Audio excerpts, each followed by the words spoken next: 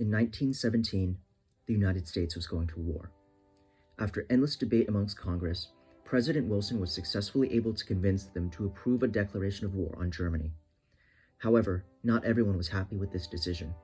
There were all sorts of groups: German immigrants, pacifists, communists, who all disapproved of Wilson's war.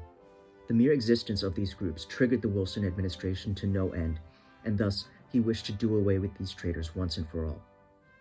That same year, the Espionage Act of 1917 was passed. In the interest of public safety, the act declared that it would be illegal to criticize the United States government and the war effort. However, one individual, Charles Schenck, a stud of unrivaled intellect and skill, but also unfortunately a socialist, didn't comply. Schenck continued to pass out flyers that encouraged able-bodied men to dodge the draft. Upon hearing of this, he was arrested by the feds on the grounds that he had violated the Espionage Act.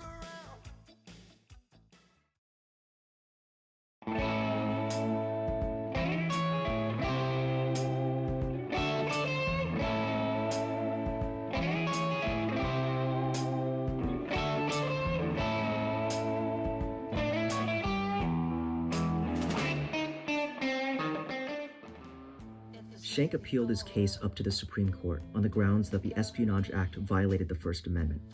It was written clear as day within the Bill of Rights. However, the brain-dead intellectuals on the Supreme Court, confused, illiterate, and unable to read the Constitution for themselves, could barely process the ingenious revelation that the anatomically and judicially superior Schenck had brought before them. Typically, in a time like this, they would turn to one man as their master.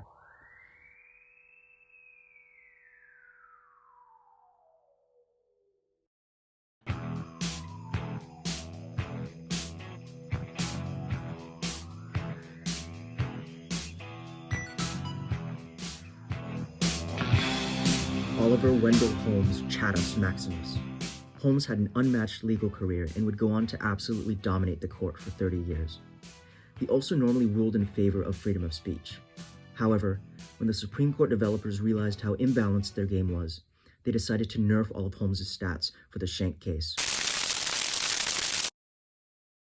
Holmes and his minions went to work, performing the mental gymnastics necessary to dismantle Schenck's freedom of speech. In a normal situation, Holmes conceded that Schenck's rhetoric would have been protected under the First Amendment. However, due to the unrest that was occurring within the country, it was declared that Schenck's actions could not be protected by the First Amendment. The most famous analogy used by Holmes was likening Schenck's disruptive rhetoric to shouting fire in a crowded theater.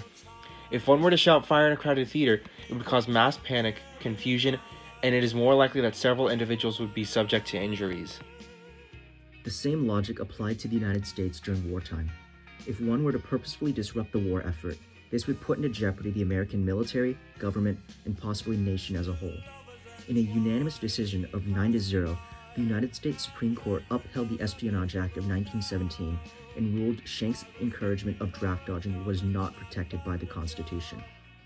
Justice Holmes outlined a doctrine which would define the legal interpretation of the First Amendment for the next 50 years.